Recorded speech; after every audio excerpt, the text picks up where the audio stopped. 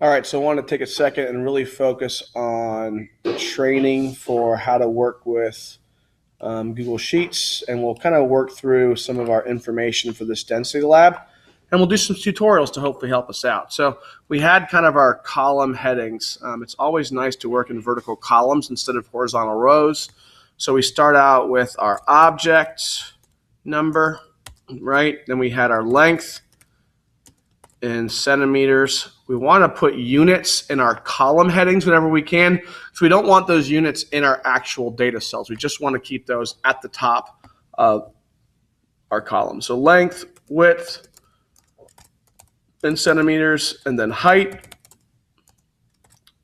in centimeters. We had mass in grams, volume in centimeters cubed. I know that's ugly, but actually Google Sheets doesn't allow us to do a superscript. So that's the only way we do it. Just don't do CM3. Put that little caret there. That shows that that's an exponent or a power. It looks gross, but we'll make it work. And then finally, we end up with density. That is grams per centimeters cubed. Great. Okay. So let's say our objects are M1, M2, M3, and then we did like, I don't know, B1, B3, B5, B7, and B9. Obviously, something you really want to make sure you focus on is with this is if we ever make a mistake, we always have this nice little undo arrow that'll help us kind of go back and negate what we did. And that's always nice if something random happens with our mouse clicker or something that we didn't really expect. All right, so we got that in here. Now we got to put some data in.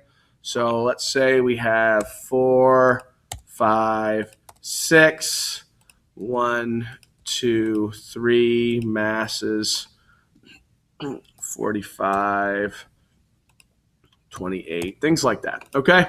So we got some information in there. One of the things you might say is, well, wait a minute, that's not the right number of sig figs. And every once in a while, like if I have exactly 5, if I type in 5.00, because I want it to go to 2 decimal places and hit enter, it comes back as 5. So there are ways to fix that. Like I could highlight all these guys and I could tell them, hey, move the decimal place over 2. Now I have those zeros on there. Since these already have 2 sig figs, I want that third in there. Good, I have that, or that's what my scale gives me. Maybe my scale gives me to 1 decimal place or 2 decimal places, but I can do that. You can do it for each cell by itself, or the easier way to do it is highlight groups of cells and do it all at a time. If I hit shift, I can like drag over cells, and then I can drag over, if I hit shift or hold control, I can drag over groups of cells that aren't connected. So like maybe I want all those to be a certain way. I'm holding on to control right now while I'm doing that, and I can come in and do the formatting I want for those specific cells. So that's a really nice little trick. That's why it's better to get your formatting done after you're all the way with your data. Do that at the very end, because then you're just holding control and clicking on cells and doing it once, not doing it 40 or 50 times. Now, our volume calculation, we can get Google Sheets to do these calculations for us. You do that by hitting the equals button. And then I want to multiply the length by the width by the height. So I'm going to click on that cell. Go up here, times the width cell, times the height cell. So it gives me C4, D4, and E4. It multiplies those together. I hit enter, and it pops out a volume for me.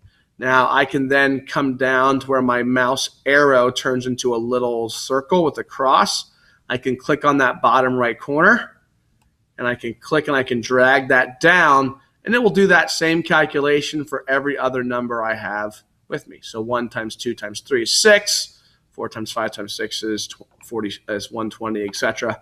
Same thing for the density, equals, well, that's our mass divided by our volume, F4 divided by G4. Hit enter, and I can come in and I can drag that down. And you say, oh, I'm freaking out. Look at all those decimal places. That's easy to fix. I can highlight, and I can bring my decimal places back to maybe fit the precision or the accuracy in my calculations. The reason why it says div 0, because right now I have nothing in the volume category for these, because I don't have any dimensions. And so I'm dividing my mass by 0. I get an undefined answer. It doesn't like that. So as soon as I put numbers in here, those will automatically change for me and look nice. Don't have to worry about that. Formatting. Well, we got to make this look nice. One of the things we can do to make this look nice is we can center all our information in the middle of our cell. So if I highlight everything and I come over up here to this, right now everything's horizontally aligned. I can come in and center align that. Look how much nicer that looks.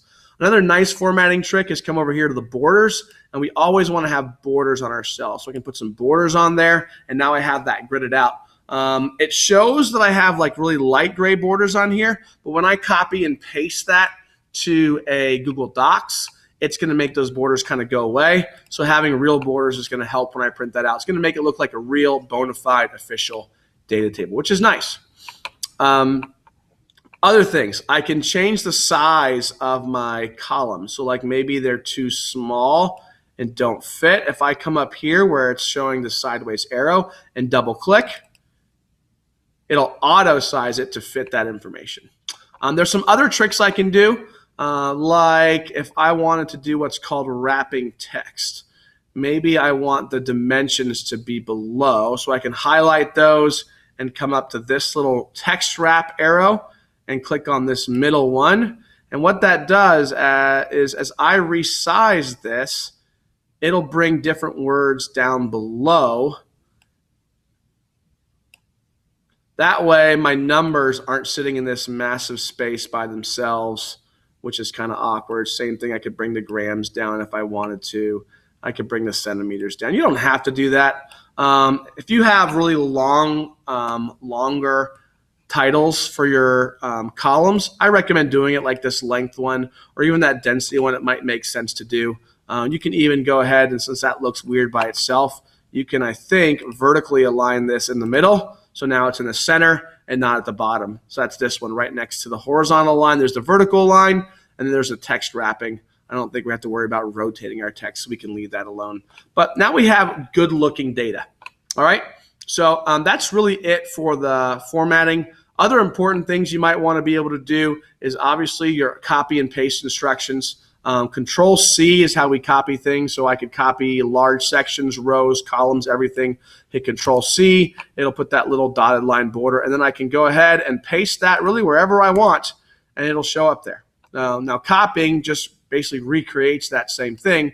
If I did Control X, that's me cutting and pasting, so that's moving that to somewhere else. There are other ways to do that. I can also highlight something, and if I go up to the border, I think I can do this, maybe, I hope.